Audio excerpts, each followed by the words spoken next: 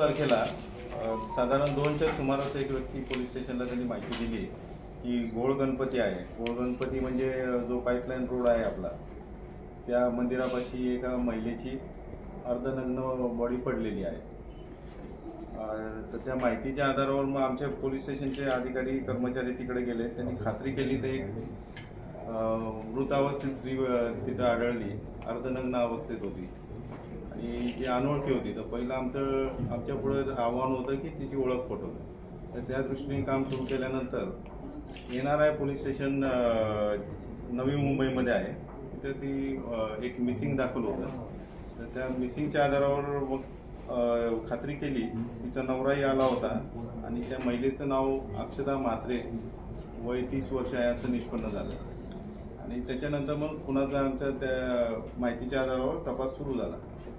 तर गोपनीय माहिती आणि तांत्रिक विश्लेषण करून माहिती घेतली असता शनिवारी सकाळी ती 10:30-10च्या दरम्यान तिथं आलेली आम्हाला लक्षात आलं. आणि दिवसभर ती तिथंच वर होती, त्यानंतर ती काही खाली आलेली नाही आहे. त्यामुळं त्या मंदिरामध्ये जे लोक काम करतात त्यांच्यावर संशय बळावला. आमच्या DBच्या टीमनी त्यांना ताब्यात घेतलं आणि इंट्रोगेट केल्यानंतर त्यांनी गुन्हा कबूल केलेला आहे.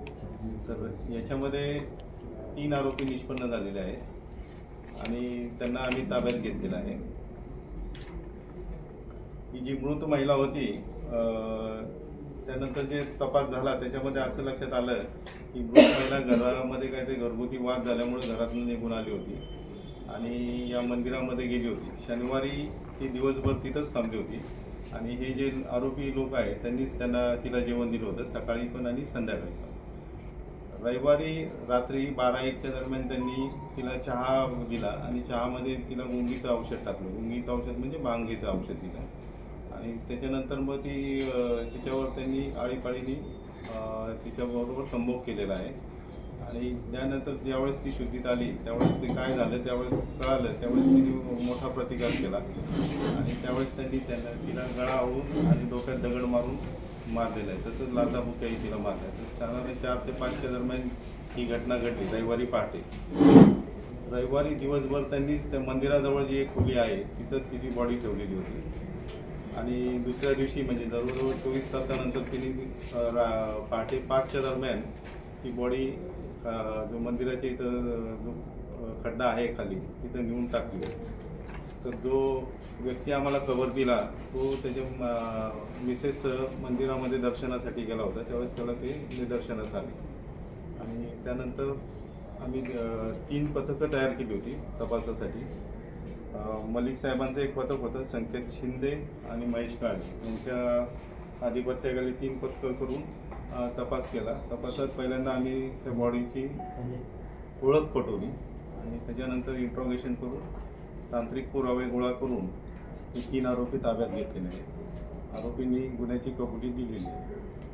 तर ते 3 आरोपींची नावं आहेत श्यामसुंदर शर्मा, संतोष कुमार मिश्रा आणि राजकुमार पांडे.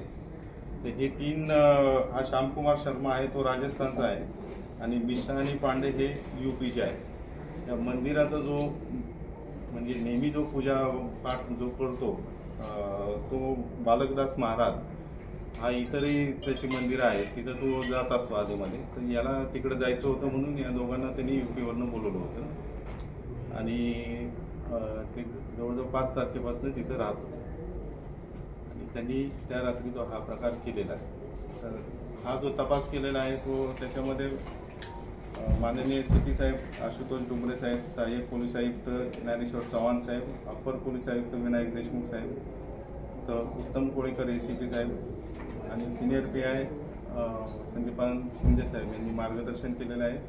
आणि तपासात महत्त्वपूर्ण भूमिका बजावलेली आहे आमचे 3 पथकाचे जे प्रमुख आहेत महेश काळे, अब्दुल मलिक आणि संकेत शिंदे या अधिकारी आहेत. तसेच हवालदार वसावे, राठोड, पवार, पाटील, आव्हाड, नंतर पोलीस नाईक बोराडे, खाडे, सोनावणे आणि माळी यांनी या तपासात तपास करून हा गुन्हा उघडकीस आणलेला आहे. सर, या गोशाळेमध्ये कोणी ट्रस्टी वगैरे आहे का ह्याच्यामध्ये? ते तपास चालू आहे. आणि ह्यांची पार्श्वभूमी काय सर? श्यामसुंदर आणि अजून तरी काही गुन्हेगारी पार्श्वभूमी